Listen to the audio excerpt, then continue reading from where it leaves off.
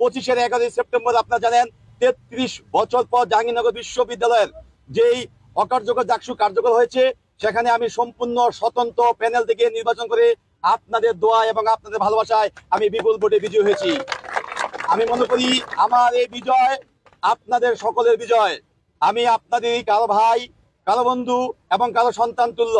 আপনারা সকলেই আমার জন্য দোয়া করবেন। আমি যেন আপনাদের কল্যাণের জন্য সব সময় আপনাদের পাশে থেকে কাজ করতে চাই এবং কাজ করে যাবো ইনশাল্লাহ।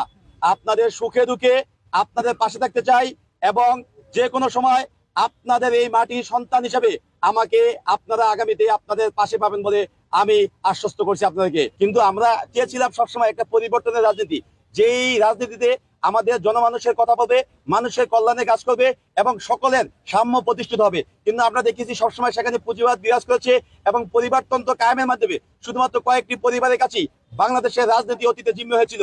আমরা এই জিম্মি দশা থেকে বের হতে চাই এবং আমরা বিশ্বাস করি যোগ্যতার ভিত্তিতে একজন কামারের ছেলে, একজন কুমোরের ছেলে, একজন কৃষকের ছেলে যাতে বাংলাদেশের সুষ্ঠু দ্বারা রাজনীতিতে সুযোগ পায়, তেমনি একটি রাজনীতি আমরা আগামীতে বিনির্মাণ করতে চাই। এবং আমরা বিশ্বাস করি দীর্ঘদিন আমরা যে গণতন্ত্রের সুষ্ঠু গণতন্ত্র থেকে বঞ্চিত ছিলাম, সেই সুষ্ঠু গণতন্ত্রের চর্চা আগামী ফেব্রুয়ারিতে যে জাতীয় নির্বাচনের মাধ্যমে যে হওয়ার কথা আছে, সেখানে শতভাগ সুষ্ঠু নির্বাচনের মাধ্যমে বাংলাদেশে দীর্ঘদিন পরে ফ্যাসিবাদের বিদায় হওয়ার পরে একটি উজ্জ্বল দৃষ্টান্ত স্থাপিত হবে বলে বিশ্বাস করি। এবং সেই নির্বাচনে আপনাদের সকলের একদম সমান কন্ট্রিবিউশন আশা করছি আমরা।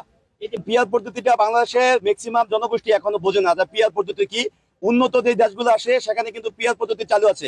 তো উন্নত দেশের সাথে তুলনা করে আমরা দেখেছি পিছনে বিভিন্ন পদ্ধতি, বিশেষ করে শিক্ষা কাঠামোতে বিভিন্ন পদ্ধতি চালু করা হয়েছিল, কিন্তু সেগুলো কিন্তু সফল হয়নি। তো আমি মনে করি বাংলাদেশের মানুষ এখনো গণতন্ত্রের ব্যাপারে শতভাগ তারা কিন্তু এখনো বুঝেন না এবং গণতন্ত্রের সুষ্ঠু চর্চা কিন্তু বাংলাদেশের নেই, অতীতে ছিল না। তো সেক্ষেত্রে পিআর পদ্ধতি এই মুহূর্তে চালু করা বাংলাদেশের জনগণ যদি রায় দেয় সেখানে করা উচিত হবে বলে মনে করি।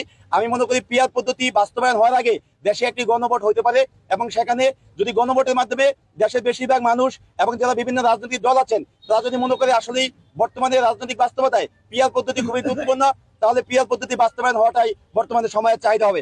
আর যদি দেশের মানুষ মনে না করে যে পিআর পদ্ধতি বর্তমানে কোনো দরকার নেই, তাহলে পিআর পদ্ধতি প্রয়োজন আছে বলে আমি মনে করি না।